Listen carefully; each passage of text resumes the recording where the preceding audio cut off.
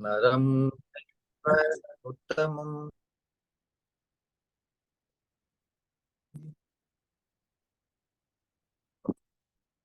देवीं सरस्वासं तो मुदीरयेत् नष्ट प्रायेषु अभद्रेषु नित्यं भागवत सेवया भगवती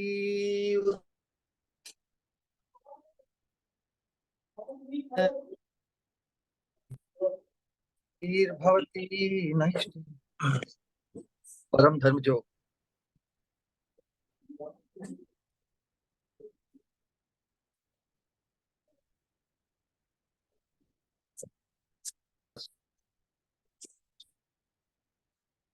धर्म भागवतम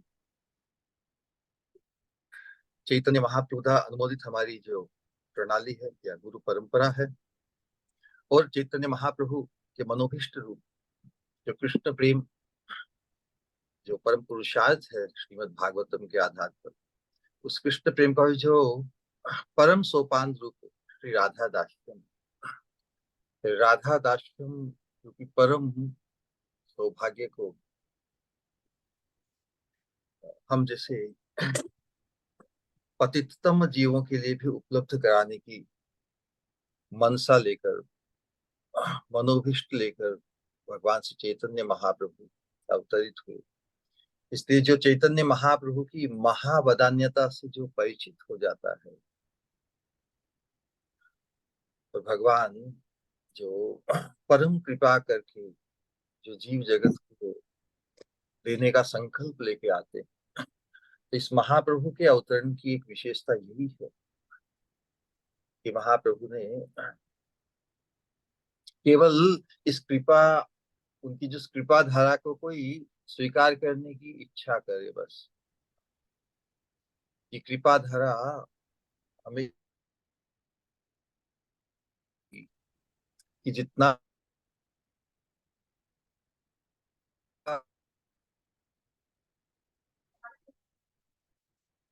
असत संग का जो आवेश जो असंग की जो उसकी जो पलते हैं वो जड़ मूल से उनका उन्मूलन होने लगेगा। परमार्थ के मार्ग में साधना के मार्ग में जितने भी साधन है कर्म योग को लेकर ज्ञान योग को लेकर भक्ति योग को लेकर अनेक प्रकार की योग साधनाओं में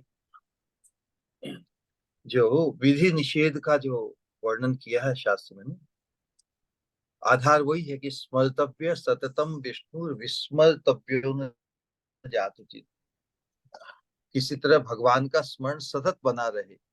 अब सतत स्मरण तो उसी का होता है ना जिसमें प्रीति हो जाती है जिसमें आसक्ति हो जाती है। कहने मात्र से सुनने एक बार सुनने मात्र से होता है क्या? नहीं। लेकिन शास्त्र में मार्गदर्शित करते हैं कि हमारी साधना प्रोग्रेसिव है कि नहीं। सततम विष्णु भगवान का सतत स्मरण हो उनका कभी विस्मरण न हो। विस्मर्तव्यो न जातुचित कभी भी नहीं।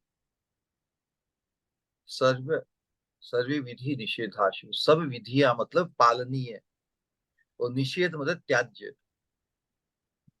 साधना में क्या होता है कुछ चीज को हम अंगीकार करते हैं जिनको अंगीकार नहीं कर पाए अनुकूल और बहुत से असत आचरणों को हमने अपनाया है।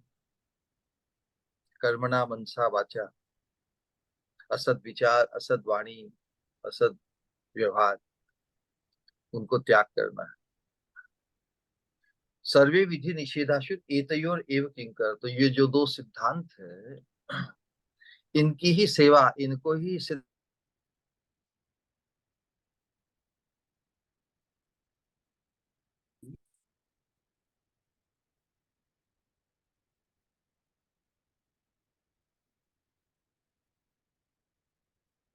चैतन्य महाप्रभु ने ये जो साधना को लेकर जो जब बद्ध जीव अनंत प्रकार के कलयुग का जो वातावरण कले दोष निधे राजन अस्ति ही एको महान गुण।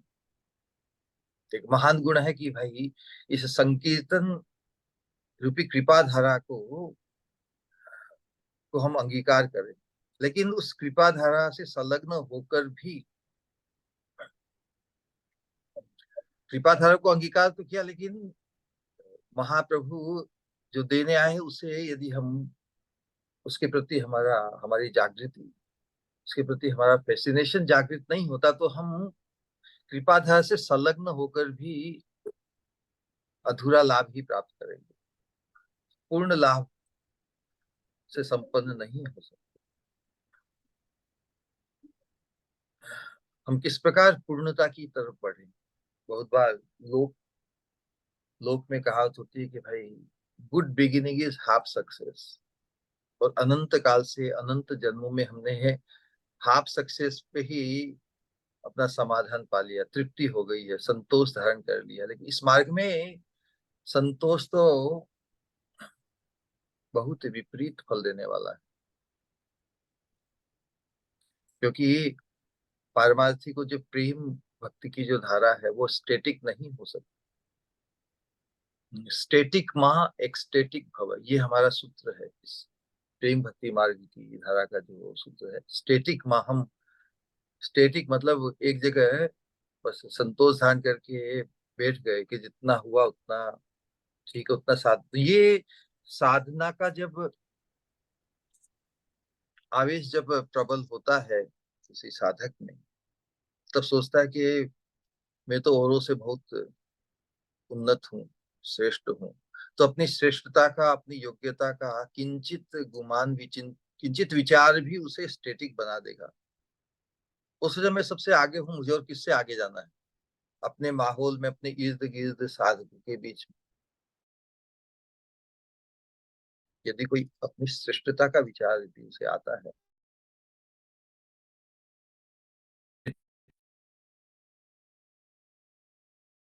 आत्मघातक, पारमार्थिक महाप्रभु में परमार्थ के सर्वोत्तम सौभाग्य और सोपान को पहुंचाना चाहते हैं, और हम we got settle for before the best. तो potentially we have under perform, potentially we have remained under achiever, and that would be a curse, यह अभिशाप हो जाएगा।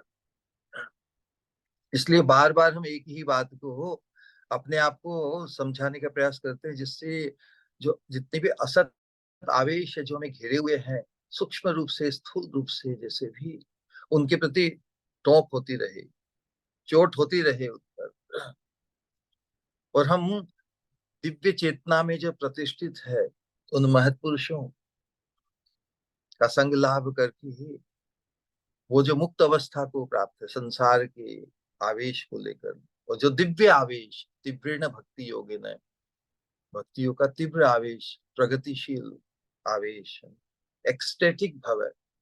To remain ecstatic you can not afford to become static. Ecstatic और static एक दूसरे के विरोध में है। संसार के स्तर पर सत्संग के नाम पर, सत्संग मतलब, सत्संग के दो अर्थ होते हैं। एक तो जो तीन गुण के अंतर्गत जो रजोगुण तमोगुण के आवेश से मुक्त होकर सात्विक आहार में, ज्यादा गुस्सा नहीं करना, काम क्रोध लोभ मोह मद मात्सर्य के विकार को कम करना, अच्छी वाणी बोलना, सत्य बोलना इत्यादि, ये सात्विक। जो सत्संग के नाम पर इस प्रकार की विचारधारा को चलाते हैं, उनका इंटेंशन भले ही अच्छा हो, but good intention is not good enough. महाप्रभु जो हमें देने आए,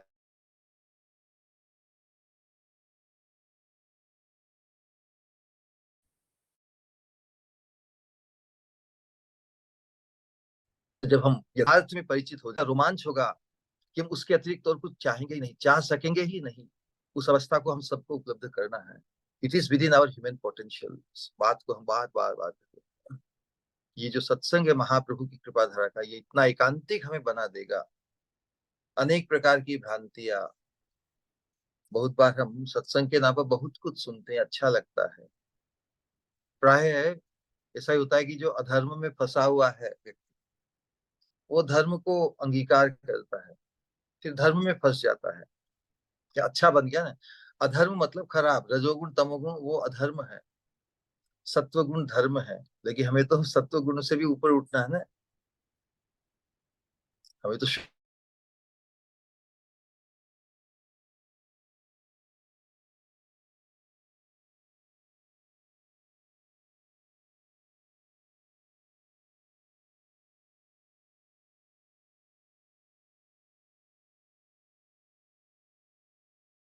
व्यवस्था को धर्म के सत्य तैयार होना है। तो वर्तमान में श्रील प्रभुदानंद सरस्वती प्रभुपाद ने मंजरी भाव में अपने आप को प्रतिष्ठित करते हुए जो साधन क्रम को यहाँ पर प्रकाशित किया है श्री श्री राधा रस सुधा निधि के अंदर, वो अद्भुत है, अनुपम है। हम लगातार सुनते आए हैं किस प्रकार अपनी स्वामिनी का उत्कर्ष, अपनी स्वामिनी का अभ्युदय, यही उनका मुख्य चिंतन है। और उस अभ्युदय के अंतर्गत श्याम सुंदर की भी, श्याम सुंदर का भी सहज सबॉर्डिनेशन, यही तो परम सोपान है जहां पर भगवान भी, भगवान जब महावदन्यता को प्राप्त हुए तब वो हमें वो प्रदान करना चाहते हैं, वो उपलब्ध कराना चाहते हैं, वो अनुभूत कराना चाहते हैं जिसका उन्हें स्वयं अनुभव किया। वास्तव में ही जो दिव्य भगवान की जो माधुरी है उसका आस्वादन राधा रानी की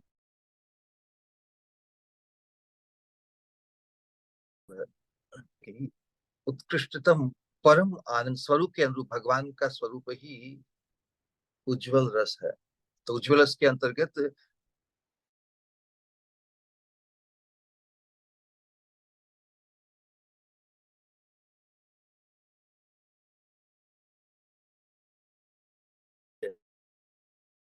अंतरंग विधान की जो किंकरिया है उनको रह एकांत में जो विलास के उपरांत जो सेवा सौभाग्य प्राप्त होता है, उससे उनका जो सौभाग्य है वो सखियों से भी विशेष बन जाता है। इस प्रकार का हमें बार बार श्रवण करते आए। हमारी स्थिति महाप्रभु वहां उस सौभाग्य को प्रदान करना चाहते हैं, और विशेष रूप से सखियों की जो सेवा है, सखियां राधा रानी की कायु विस्तार रूप होने से उनकी सेवा का जो स्वरूप है वो स्वातंत्र्यमयी है। वो मंजरियां, मंजरियों की सेवा का जो सौभाग्य अधिकार है वो अनुगत्यमयी है। तो जब सखियां भी राधा कृष्ण युगल के साथ वर्तमान होती है तब सखियां भी युगल का मनोभीष्ट जानती हैं, इसलिए उन्हें निकुंज में एकांत जब अवस्था में होते तब वो अपना स्थान छोड़ देती है और मंजरियों को कुछ इंगित करके वो निकल जाती है, जैसे अब इसके बाद की परिपाटी तुम संभालो। इतनी अंतरंग राधा रानी के भाव की ही स्फूर्ति है, राधा रानी से कुछ भी अलगाव नहीं, कुछ भी छुपा नहीं है उनसे राधा रानी के पास, इसलिए राधा रानी कोई संकोच नहीं।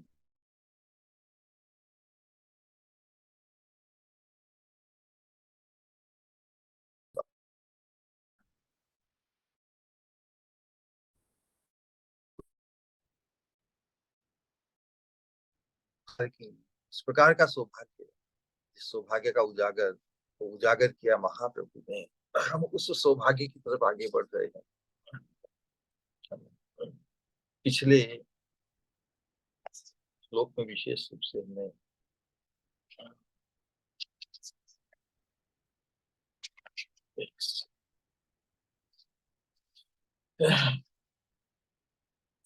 पिछले श्लोक में राधा रानी की जो राधा रानी की जो दान लीला के अंतर्गत राधा रानी के मुखमंडल की शोभा का अद्भुत निरूपण किया, और किस प्रकार राधा रानी जिन भावों को, सम्मिलित भाव, बाहर से दिखने में जैसे कोप या प्रतिकार है, आक्षेप है, अंतर में महासुख है, मिलन, मिलन हेतु। किस प्रकार हम श्रवण करते आए हैं कि राधा रानी का जो, जब राधा रानी का सब कुछ ही अद्भुत है तो उनका जो दास्य है, दास्य रस, वो भी अद्भुत है ना। तो राधा रानी से जब दास्य रस की प्रार्थना की किंकरी ने अद्भुत अद्भुत दास्य रस कब मुझे प्रदान करोगी, इस प्रकार की प्रार्थना के अंतर्गत जो लीला स्फुरित हुई उसका निरूपण हमने और दान लीला की हम परम आतुर है राधा रानी की अद्भुत दास्य रस प्राप्त करने के लिए। आतुरता है ना, जो डेस्परेशन है, अति उत्कट लालसा। उत्कट लालसा नहीं होगी किसी को प्राप्त करने के लिए तो वो राधा कृष्ण या राधा रानी को थाली थोड़ी बैठी है, जैसे राजस्थानी में कहा, कोई ठाला थोड़ी बैठा है। तो हम कितना उन्हें चाहते हैं, ऐसा कभी विचार नहीं आ रहा है कि हम इतनी भक्ति की, हमने इतना प्रयास किया और क्या कर रहे हैं।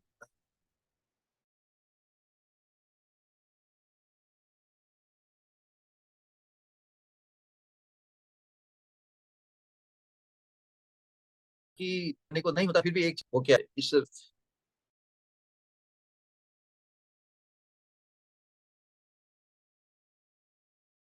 को समझना होगा। हम सब यदि क्रंदन के व्यक्ति भी, बाकी नहीं रहता है, नहीं सूझता, क्रंदन तो रह जाता है। तो उस पॉइंट पर ही कृपा आकृष्ट होती है। तो कृपा को आकृष्ट करने के लिए इस क्रंदन को सीखना होगा। तो दान के लिए, दान लीला की स्फूर्ति हुई तो उसमें क्या देखते हैं कि ब्रज के एक प्रसंग में कोई न कोई अनुष्ठान, जैसे वसुदेव जी भी अपने पुत्रों के कल्याण के लिए किसी भी उद्देश्य से लिए कुछ अनुष्ठान करते हैं बड़े राजा के। तो गोवर्धन की तलहटी में वसुदेव जी की आज्ञा से ऋषियों ने महायज्ञ का आरंभ किया। महायज्ञ उत्सव है, कोमन उत्सव है, सभी उसमें सम्मिलित होंगे और यही मिलने का स्थान दोनों को ही बहुत, ये बात तो अच्छी लगी। उनके जो संदेश वाहक है शुक और शारिका, तो शारिका द्वारा राधा रानी को खबर मिली कि भाई सब इकट्ठे हो रहे हैं तो चलो। तो राधा रानी ने अपनी संगिनी सखियों के साथ कलश में शुद्ध घी भर भर कर यज्ञ के अनुष्ठान, यज्ञ में घी की आवश्यकता होती है उसको लेकर प्रस्थान की है। उधर श्याम सुंदर भी अपने सुख से संदेश पाकर कि भाई यज्ञ हो रहा है चलो। तो वो भी बस परस्पर की जो छेड़खान, परस्पर से मिलने का ही एकमात्र, यज्ञ तो एक बहाना है।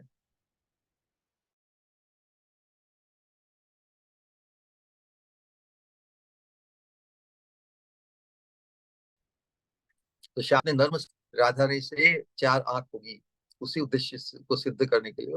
नर्म सखा मतलब जिनके साथ बहुत अंतरंग मजाक, अपनी अंतरंग बात कह सकते हैं, इस प्रकार के नर्म सखा। वो सब जानते हैं कि राधा रानी में ही उनका चित्त मग्न रहता है। दिन में भी उन्हें राधा रानी के ही स्वप्न, राधा रानी का ही विचार आता है। जहां भी देखते हैं राधा रानी ही उन्हें भासती है।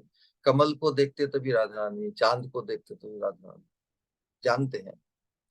तो ये तीर्ण सखा भी राधा श्याम सुंदर का परस्पर मिलन संपादित करने में कृष्ण को उत्साहित करते हैं, कृष्ण की हामी हाक मिलाते हैं। कोई तो चाहिए ना कृष्ण को हामी हाक करने के लिए। बाकी दूसरे तो उपहास कर सकते हैं, लेकिन जो प्रिय नर्म सखा है, मंजरियों की तरह ही, लेकिन उनका भी देखो अधिकार वहीं तक है। जब राधा रानी तक ले आए फिर बाद में वो छूट जाता है। तो ऐसा ही हुआ। तो अनुपम उस लीला के लिए दान घाटी की रचना कर ली। जैसे कोई भी, जैसे वो नहीं देखते रास्ते में वो दो चार लोग मिलकर एक लकड़ी जैसा आर्ट बाड़ लगा देते हैं। अब कोई भी गाड़ी आएगी, कोई भी स्कूटर आएगा, उसको वो देना पड़ेगा कुछ रसीद। उसी प्रकार दान घाटी की रचना कर वहां राधा राधा रानी आदि सखियों को रोकने के लिए उन्होंने संचालन कर लिया वहां पर। सावधान खड़े हो गए, किसी को जाने नहीं देंगे। तो अब घृत दान, कोई भी चीज बेचने के लिए जाते हैं तो थोड़ी चुंगी, आ, कुछ टैक्स देना होता है, उसी प्रकार का है। अब घृत दान तो वास्तव में बहाना, तो यज्ञ के अनुष्ठान के लिए।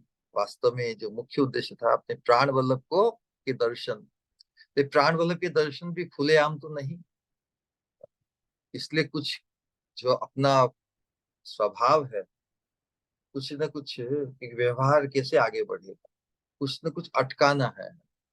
तो राधा श्याम सुंदर सो एंटेंगल्ड इन देयर उनकी चेतना में, इमौ गौरी श्यामौ मनसी विपरीतौ बहिरति। जीव गोस्वामी ने अपने ग्रंथ में एक जगह लिखा है, मतलब ये दोनों गौरी श्यामौ,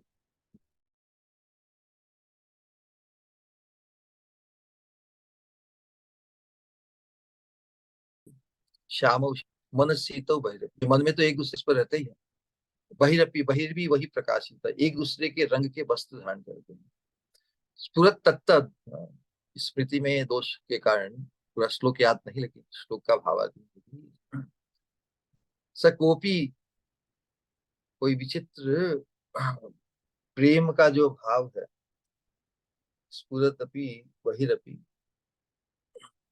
उसने ही अपने आप को जिसे नाटक में प्रकाशित करते हैं, नाटकीय दिव्य प्रेम को ही प्रकाशित करने के लिए। प्रेम ये तो अमूर्त धन है, प्रेम को किसी ने देखा है क्या?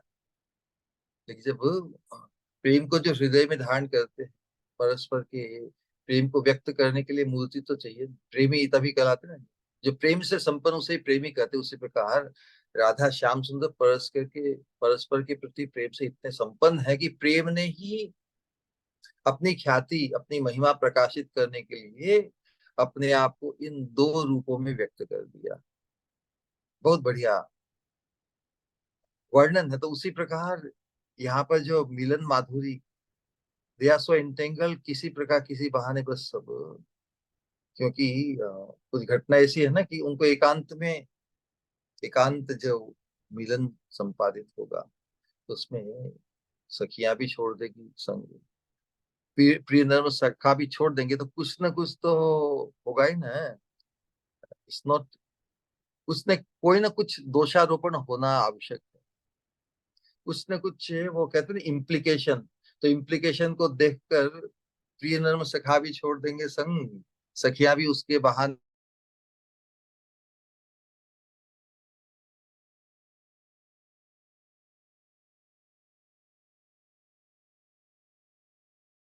हाँ है, था प्राण वल्लभ के दान का मुख्य प्रयोजन था।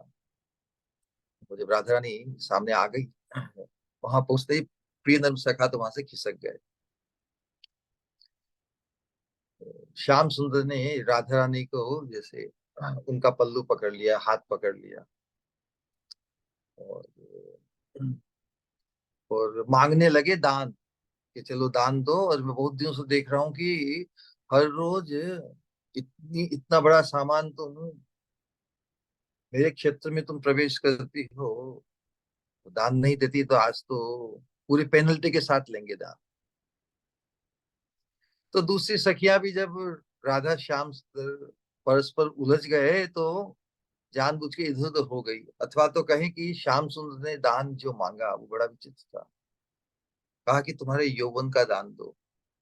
तो सखियों ने कहा कि यौवन भी कोई दान देने की चीज होती है, ये क्या मांगा? तो श्याम सुंदर ने कहा ठीक है, तुम नहीं देती तो इसको, राधा रानी को इंगित करते हुए सखियों को कहते हैं संबोधन, कि चलो इसको गिरवी रख दो, एक प्रकार का। उसी प्रकार का जो वर्णन हुआ है, तो बड़ी ही, तो भाई ये तो हम इसलिए राधा रानी को कैसे ही मतलब छोड़ दिया, तो अकेले छोड़ दिया, सखियां भी तो चली गई। उसका अद्भुत निरूपण। वो क्या कह के चली गई कि भाई ये रिस्क हम नहीं लेने वाले, ये रिस्क हम नहीं लेंगे। तो इस प्रकार एकांत भी छोड़ दिया, फिर राधा रानी के साथ कि राधे अब तुम रहो, हम चलती हैं। तो राधा रानी ने, सखिया ने भी अपना रास्ता पकड़ लिया। अब एकांत में दोनों हो गए। कितना अद्भुत, और जो तू मैं हुई, कितनी गजब की बात है। श्याम सुंदर का,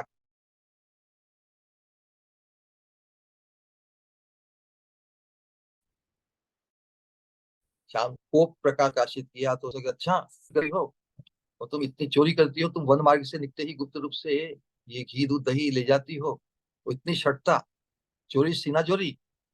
तो आज भाग्य से मेरे हाथों में तू पड़ गई हो। मैं आज तुम्हें बांध कर मनमथ राज, अब स्वयं ही मनमथ राज है कि सामने ले जाऊंगा। तब वे तुम्हारा तारुण्य रत्न मुझे प्रेम पूर्वक दान करेंगे। राधा रानी की जो तरुणता है वो भी महारत्न है। श्याम सुंदर को वो रत्न ही भाता है। वो चोरी भी करते हैं तो श्रेष्ठतम वस्तु की। हमारा जो श्रेष्ठतम जो भाव है उसे ही ग्रहण करते हैं भगवान। राधा रानी का जो भाव है, मादनाक्य महाभाव, वो तो एक्सक्लूसिव सुपरलेटिव है ना। श्याम सुंदर को वही चाहिए। तो श्याम सुंदर की ऐसी अटपटी बातें सुनकर स्वामिनी की जो कुटिल भ्रुकुटी की कैसी शोभा प्रकाशित हुई। मानो मदन का धनुष हो, शत शत कटाक्ष बाण उससे छूट रहे हैं। श्याम सुंदर की क्या हालत हुई होगी। राधा रानी के जो बिंबाधर है वो भी, जब कोप में जब होठ हिलने लगते हैं ना, वैसी ही अवस्था। तो राधा रानी क्रोध में आगे कहती है, हे दृष्ट धूर्त, दूर हटो, मैं व्रतचारिणी हूँ। राधा रानी की देखिए, यज्ञ स्थल को जा रही हो, एंटेंगल तो हो गए हैं, अब डिस्टेंगल करना बड़ा मुश्किल। श्याम सुंदर भी आपको छोड़ने वाली थोड़ी। राधा ने करी प्रतिकार के, मुझे मत छूना, तुम अपवित्र हो। तुम्हारे शरीर की वायु का स्पर्श हो गया तो मेरा गब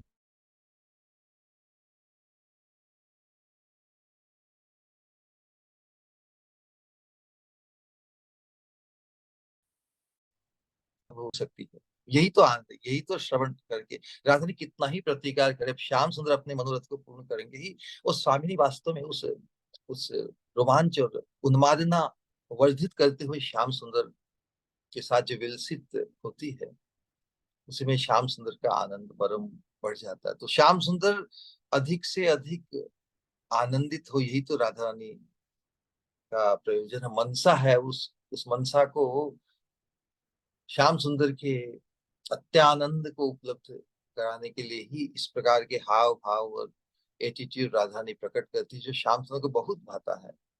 ये निकुंज की लीला, राधा रानी की परस्पर का जो मिलन संपादन, उसके पहले जो इतना ही जो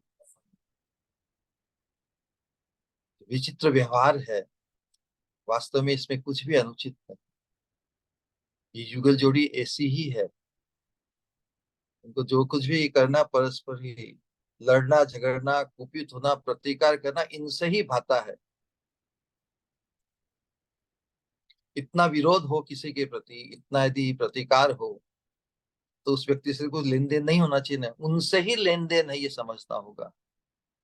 ऐसी चित्त वृत्ति, राधा रानी का जो मदीय भाव है यहाँ पर, जैसे श्याम सुंदर उनके वशीभूत है, वास्तव में वशीभूत तो है।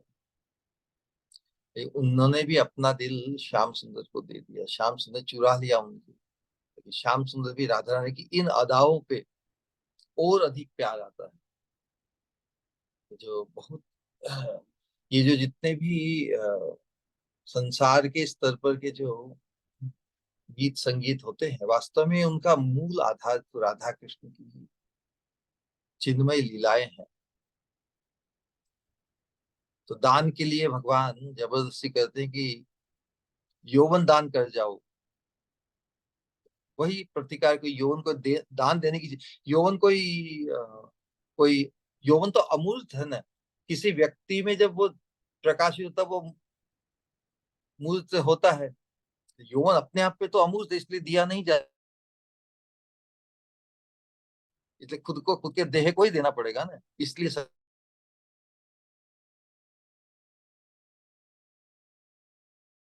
ऐसा डायरेक्ट तो नहीं भगवत है, तुम्हारा शरीर यौवन का भी भाड़ा होता है।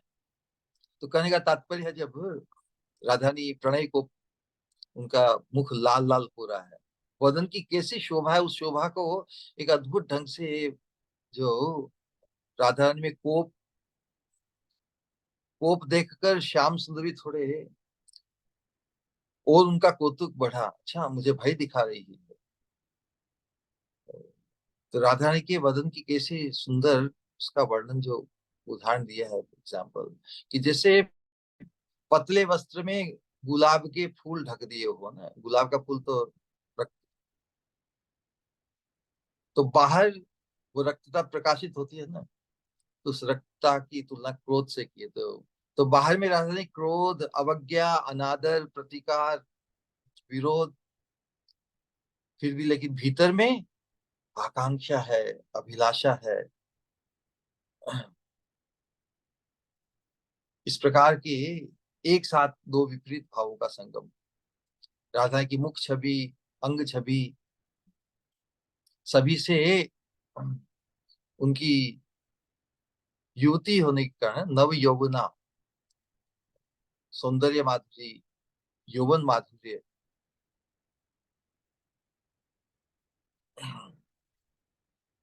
उस अवस्था में जब देखकर श्याम सुंदर तो लुब्ध हो रहे हैं, लेकिन इसलिए सखियों करे ठीक है, तुमसे मैं, तुम यदि दान देने में सक्षम नहीं हो, क्योंकि राधा रानी तो के भाव को प्रकट कर रही है, संवाद तो सखियां कर रही है, तो सखियों को ही राधा रानी की तरफ दृष्टि करते हुए श्याम सुंदर कहते हैं, तुम दान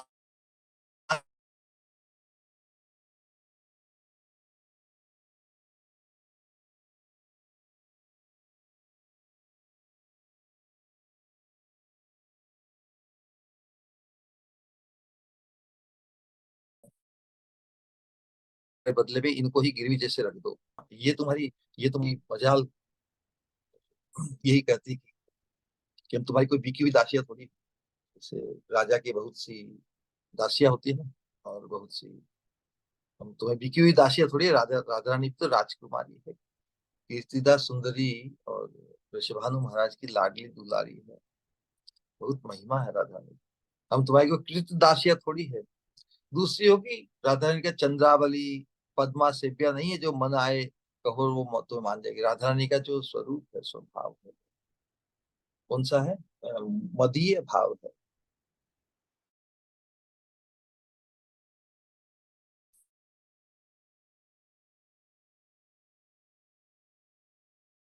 दक्षिणा भाव नहीं है। उस वाम्य के कारण ही श्याम सुंदर का राधा रानी के अंग संग को पाने की, राधा से के साथ विलास के लिए वो और भी तत्पर हो जाते हैं, और भी रोमांचित, उन्मादित हो जाते हैं। इसीलिए राधा रानी के का जो मदीय भाव है, उसमें जो प्रतिकार अपेरेंटली प्रकट होता है, वास्तव में श्याम सुंदर को अति उत्साहित करता है, अति रोमांचित करता है, अति प्रेरित करता है, यू नो, राधा रानी का संग करने के लिए। और उसी अवस्था में ही राधा रानी श्याम सुंदर को अधिकतम सुख प्रदान करने में का जो एकांतिक भाव हो काम में आता है। इसी प्रकार भी राधा रानी हुंकार करती है, विरोध करती है ना।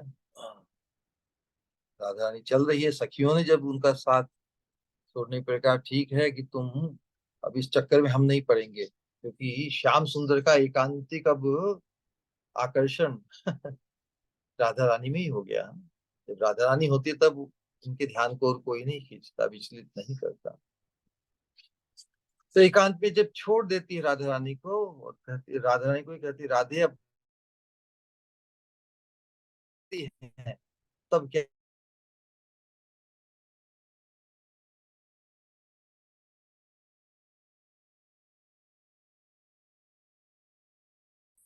जसपान श्याम, श्याम सुंदर किस प्रकार सुख उस अवस्था में राधा रानी को पाकर कैसा सुख अनुभव करती है, किंकरी साक्षात उसका अनुभव करती है। और उसी अवस्था में जो स्फूर्ति का जब विराम हुआ, तो उस मधुर लीला को देखने का भाग्य साक्षात, क्योंकि जब इस पूरे विराम होता है तब साधक अवस्था में जैसे बद्ध जीव या उस प्रकार का अपनी अयोग्यता, दैन्य भाव, अरे इतना बड़ा सौभाग्य है। मैं तो हाँ, मैं तो साधारण एक साधक हूँ। साक्षात सौभाग्य तो हम हमें जब कैंकर्य की प्राप्ति, दिव्य देह की प्राप्ति होगी, मंदिर की होगी, तभी वो संभव होता है।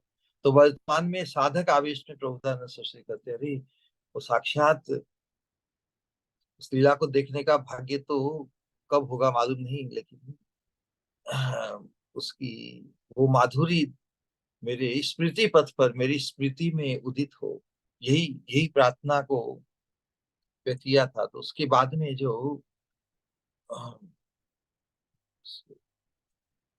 उस प्रार्थना के अंतर्गत ही बाद में जो घटित हुआ उसको आज हम वर्णन करेंगे। 121 संख्या श्लोक की। उन्मीलन मुकुटच्छटा परिलसत् दिक्चक्रवालं स्फुरत् केयूरांगद कंकण घटा निर्धूतरत्नच्छवि श्रोणी मंडल किंकिणी कलरवं मंजीर मंजुध्वनि श्रीमद्पाद सरोरुहं भज मनो।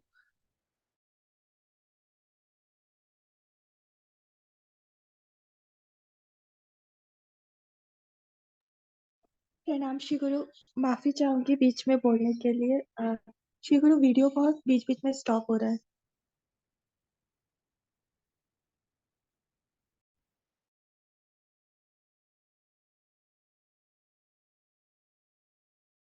हैं?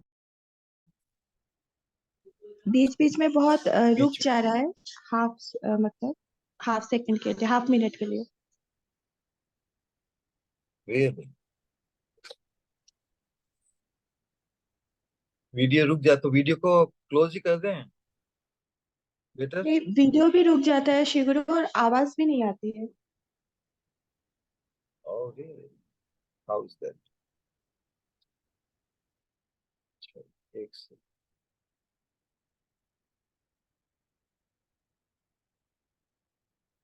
Let's see.